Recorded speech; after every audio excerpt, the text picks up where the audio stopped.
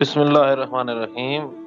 چونکہ رجب المرجب کا مقدس اور مبارک مہینہ جاری ہے، اور اس مقدس مہینے میں بہت ساری مقدس ہستیوں کی ولادت یا ان کے وصال کی تواریخ بھی آتی ہیں، جن میں ایک انقلابی شخصیت اور انتہائی اہم جو شخصیت ہیں وہ حضرت سیدنا عمر بن عبدالعزیز رضی اللہ تعالیٰ عنہ ہیں۔ ان کی نسبت بھی رجب المرجب سے ہے، تو ان کی شخصیت کے بارے میں آج ہم عرض کریں گے۔ امیر المومنین حضرت سیدنا عمر بن عبدالعزیز رحمۃ اللہ تعالی علیہ، ان کی کنیت ابو حفص ہے، نام عمر بن عبدالعزیز ہے۔ آپ کی والدہ حضرت سیدنا عمر فاروق اعظم رضی اللہ تعالیٰ عنہ کی پوتی ہیں، اور ان کا نام تھا سیدتنا ام عاصم بنت عاصم۔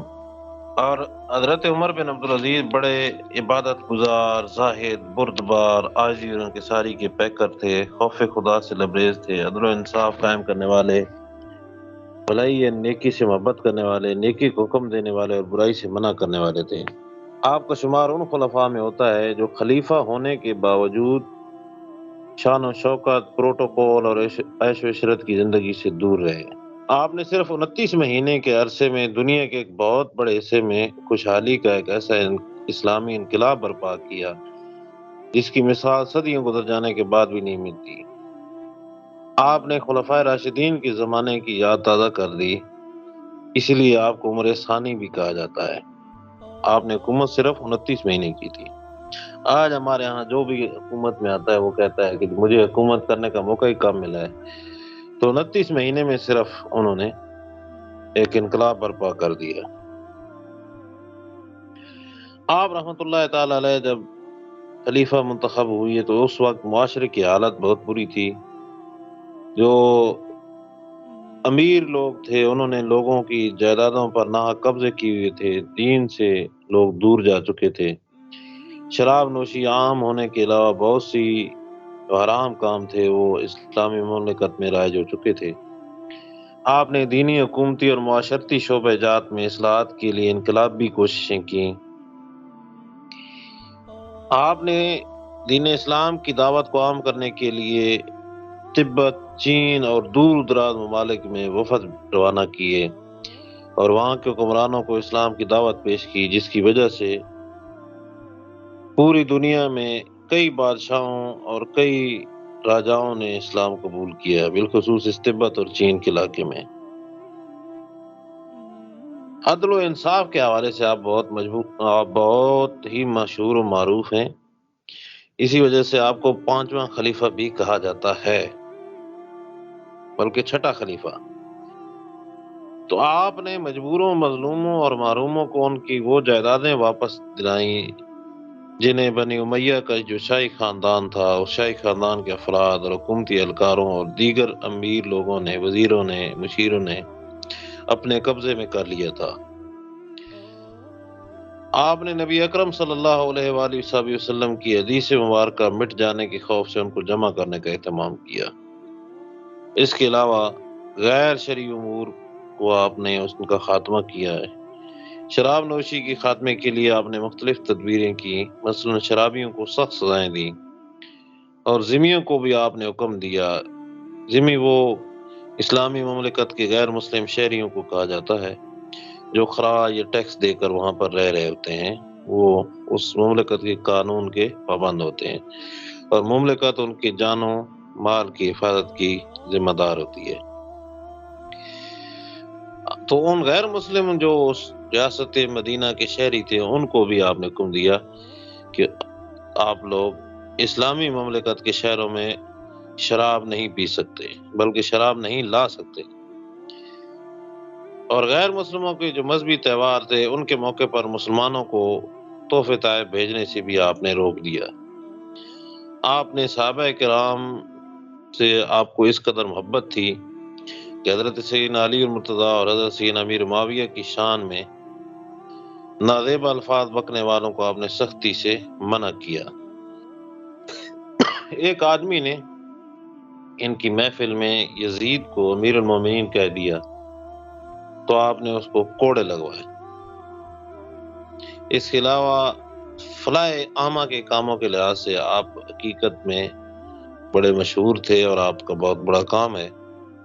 آپ نے ایک لنگر خانہ قائم کیا جس میں فقیروں اور مسکینوں اور مسافروں کو کھانا پیش کیا جاتا تھا۔ اسی طرح آپ نے مسافروں کے لیے سرائے خانے اور ان کی جو سواریاں تھیں ان کے لیے استبل تعمیر کرائے۔ نابیناؤں، فالج زدہ، یتیموں اور معذوروں کی خدمت کے لیے آپ نے غلام اور ان کے لیے آپ نے ان کے خراجات کی جو ذمہ داری تھی وہ حکومت کے سپرد کی کہ جو آدمی غریب ہوگا، نابینا ہوگا یا بیمار ہوگا، یتیم ہوگا، ریاست اس کی کفالت کرے گی۔ اور پیدا ہونے والے جو بچے، نومولود بچے تھے، ان کے بھی آپ نے پینشن وظائف مقرر کیے۔ تو آپ کے عدل و انصاف اور اس سے انتظام سے ایسا انقلاب آیا کہ زکوٰۃ لینے والے جو لوگ تھے وہ اتنے امیر ہو گئے کہ وہ زکوٰۃ دینے والے بن گئے، ٹھیک ہے، اور جو زکوٰۃ دینے والے لوگ تھے ان کو غریب تلاش کرنے سے ملتے ہی نہیں تھے کہ وہ ان کو زکوٰۃ دے سکیں۔ اتنا یعنی کہ وہ جو ہے نا امیر ہو گئے لوگ۔ کئی واقعات آپ کی جو حکومتی قابلیت اور اہلیت ہے اس کے بارے میں اور خوف خدا کے بارے میں مشہور ہیں، ان میں سے میں چند ذکر کروں گا۔ جب آپ سے پہلے جو خلیفہ تھے سلیمان بن عبد الملک، خلیفہ تو نہیں تھے، بادشاہ تھے، ویسے ان کو خلیفہ کہا جاتا ہے۔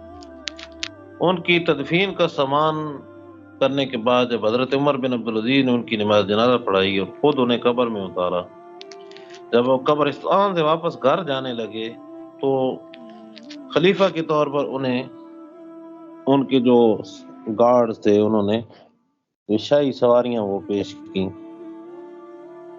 لیکن حضرت عمر بن عبدالعزیز نے یہ سواریاں واپس کر دیں اور فرمایا کہ میرے لیے میرا خچر ہی کافی ہے۔ تو اس کے بعد جو پولیس افسر تھا جو ان کی سیکورٹی پر مامور تھا، اس نے اپنے سپاہیوں کے حفاظت کے لیے آگے بڑھایا کہ یہ پھر آپ کی حفاظت کریں گے، اگر آپ شاہی سواری پر، حکومتی سواری پر نہیں بیٹھتے، خچر پر بھی ہی بیٹھنے کے لیے مصر ہیں، تو یہ پھر آپ کی حفاظت کریں گے۔ تو آپ نے ان کو واپس کر دیا اور فرمایا کہ مجھے کسی سے کوئی خطرہ نہیں ہے، میں بھی عام مسلمانوں کی طرح ایک مسلمان ہوں۔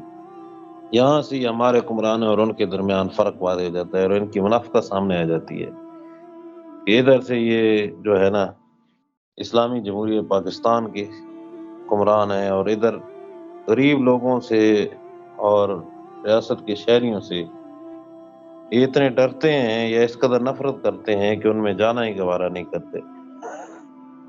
خیر، سلیمان بن عبد الملک کی تجہیز و تکفین سے فارغ ہونے کے بعد حضرت عمر بن عبدالعزیز اپنے خچر پر سوار ہو کر واپس گھر تشریف لائے۔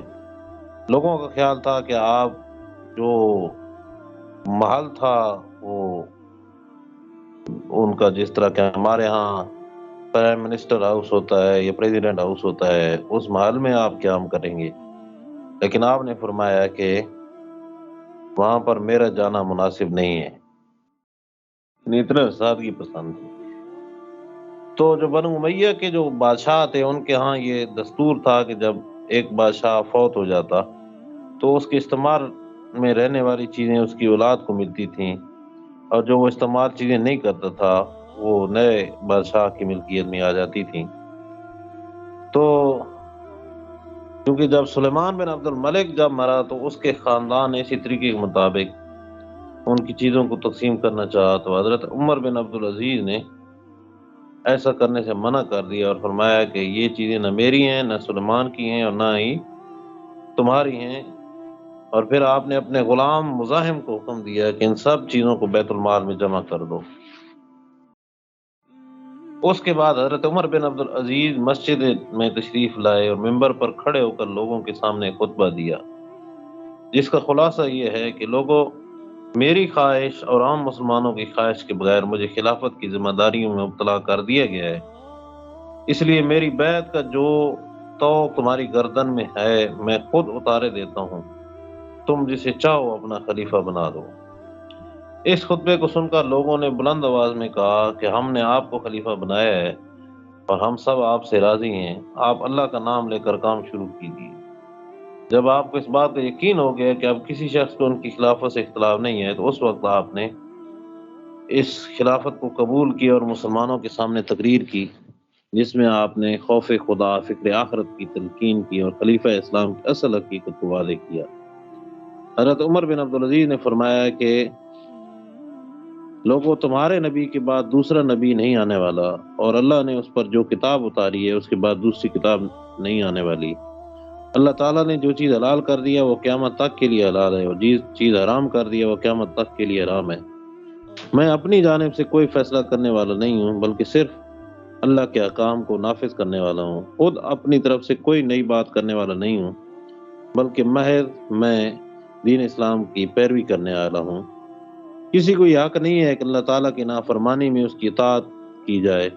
میں تم میں سے کوئی جو ہے نا تم میں سے کوئی اور قسم کا آدمی نہیں ہوں، میں تم ہی میں سے ہوں، بلکہ میں ایک معمولی فرد ہوں۔ البتہ تمہارے مقابلے میں اللہ تعالیٰ نے مجھ پر زیادہ بوجھ ڈال دیا ہے۔ لوگوں، جو شخص اللہ کی اطاعت کرے اس کی اطاعت کرنا واجب ہے، اور جو شخص اللہ کی نافرمانی کرے اس کی فرما برداری کرنا جائز نہیں ہے۔ تو جب تک میں اللہ کی اطاعت کروں تم لوگ بھی میری اطاعت کرو، اگر میں اس کی نافرمانی کروں تو تم میری نافرمانی کرو، بلکہ یہ کرنا تم پر فرض ہے۔ لوگوں، اللہ کے خوف اور تقوی کو لازمی اختیار کرو، کیونکہ اللہ تعالیٰ کا خوف ہر چیز کا بدل ہے، مگر اس کا کوئی بدل نہیں ہے۔ لوگوں، مجھ سے پہلے بعض جو بادشاہ تھے ان کو خوش رکھنا تم اس لیے ضروری سمجھتے تھے تاکہ اس طرح تم ان کے ظلم سے محفوظ رہ سکو۔ لوگوں، میں مال و دولت کو تم سے بچا بچا کر نہیں رکھوں گا، بلکہ جہاں مجھے حکم دیا گیا ہے وہاں میں اس کو خرچ کروں گا۔ سن لو، اللہ کی نافرمانی میں مخلوق کی فرما برداری جائز نہیں ہے۔ اس کے بعد آپ ممبر سے نیچے اتر آئے اور لوگوں کو چلے جانے کا حکم دے دیا۔ تو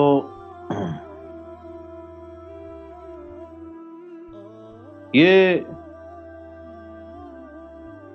جب مسند خلافت پر بیٹھے تھے، اس کے بعد بھی انہوں نے ایک اور خطبہ بھی دیا تھا، وہ تھوڑا طویل ہے، اس وجہ سے میں اس کو چھوڑ رہا ہوں، ٹھیک ہے۔ تو آپ نے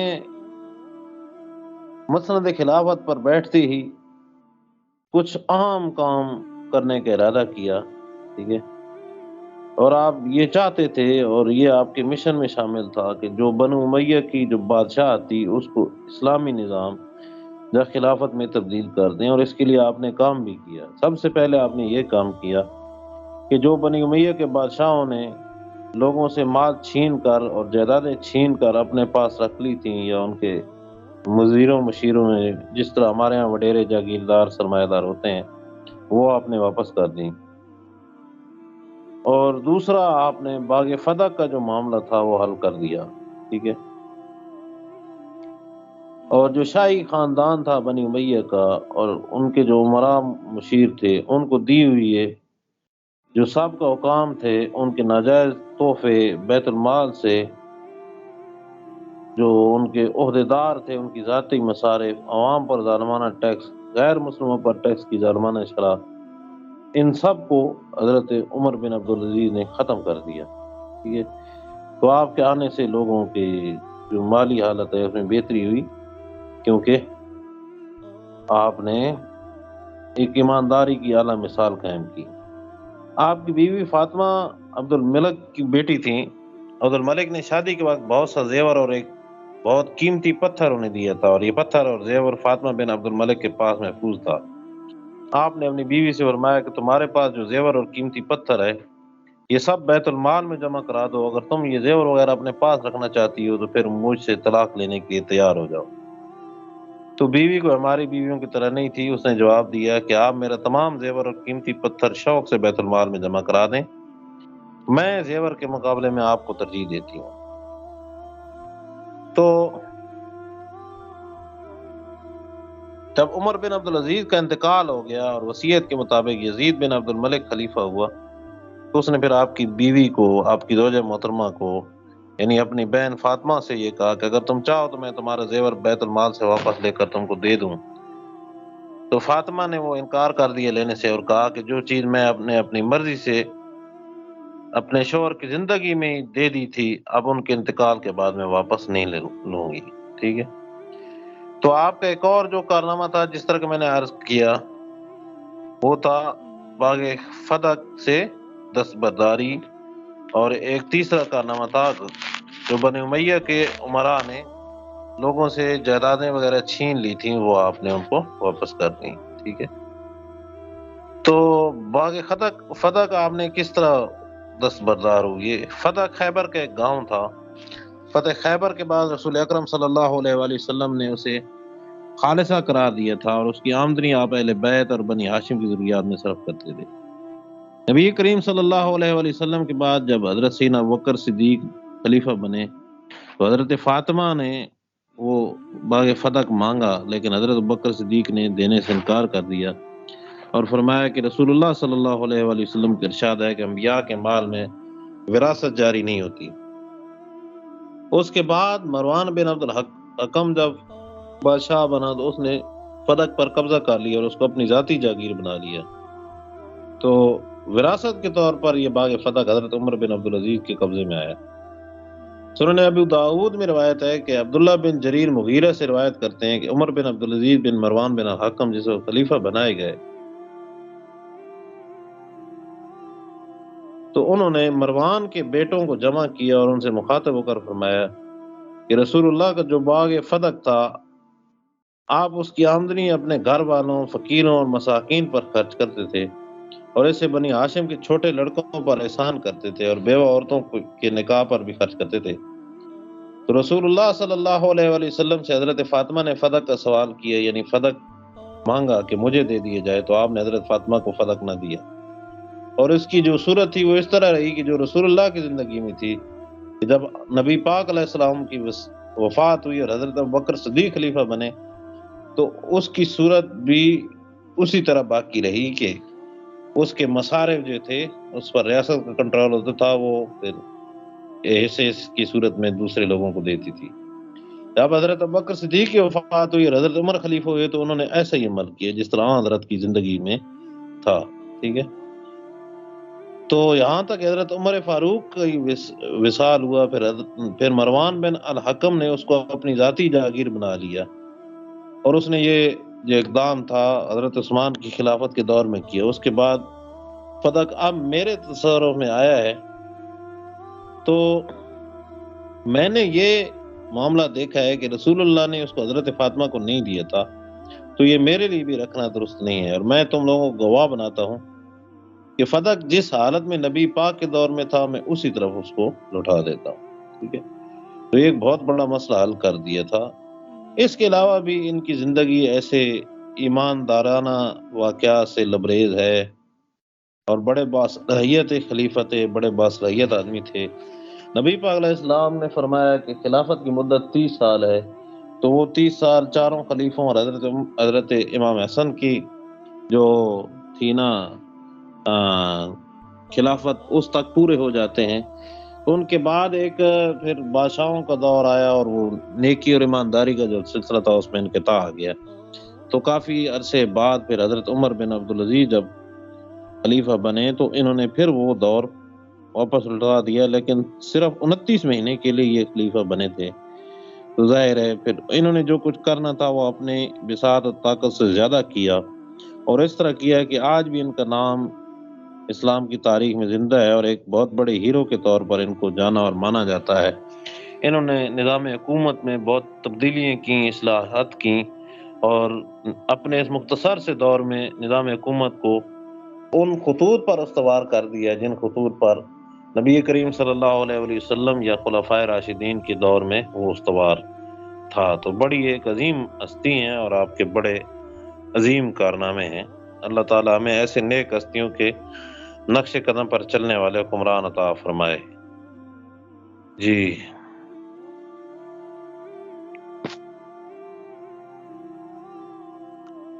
ماشاءاللہ سر جی، اللہ پاک آپ کو خوش رکھے.